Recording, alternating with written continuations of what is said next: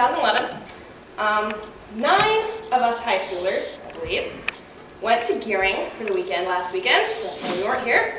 We had an awesome time, full of fun, friends, and faith. Had a blast. And the theme was one God, one love, one story, one sacrifice, one redemption, one reaction. So,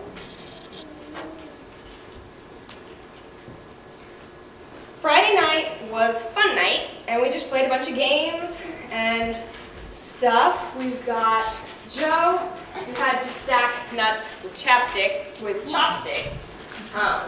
one on top of the other, had to be on edge. Very difficult, actually. I tried it.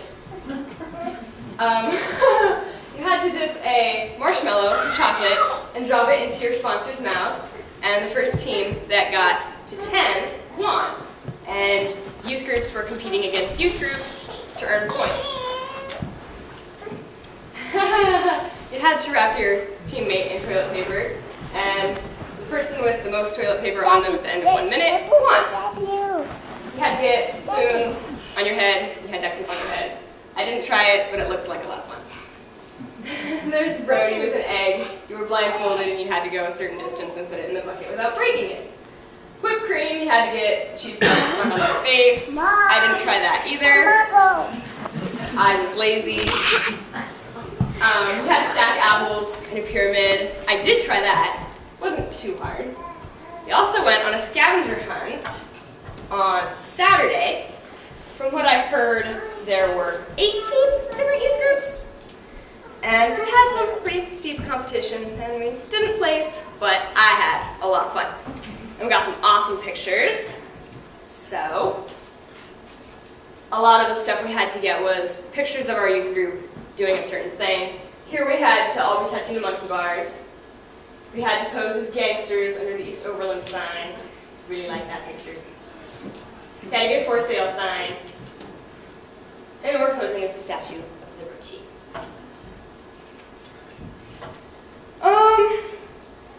The main sessions were really good. They were at the Gearing Middle School. It was a small room, but it was nice to be close to each other. I liked the fact that we were all together. And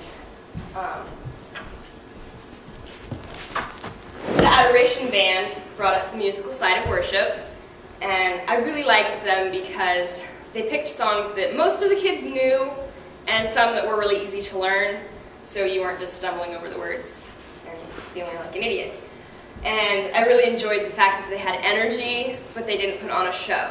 It was very worshipful, and I really liked how they did that.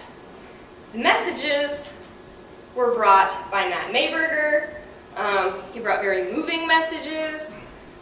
He combined the first three, God, love, and story, into God's love story.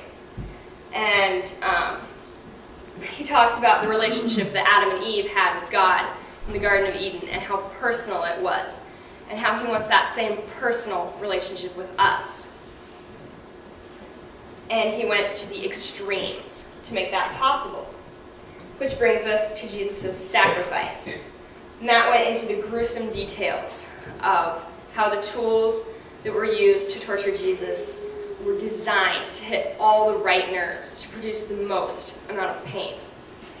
And even through all of that pain, that whole ordeal, Jesus went along with it because he loved us that much.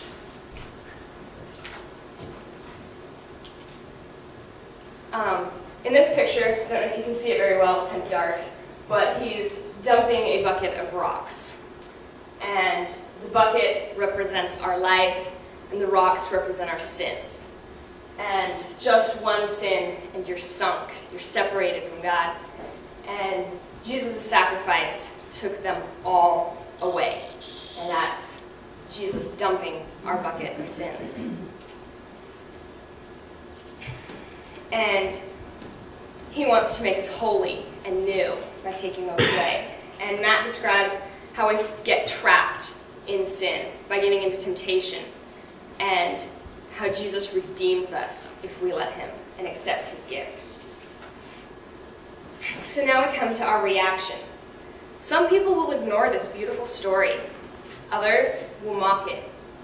Some will accept it passively, and still others will accept it and live their life as praise to God and let it change them.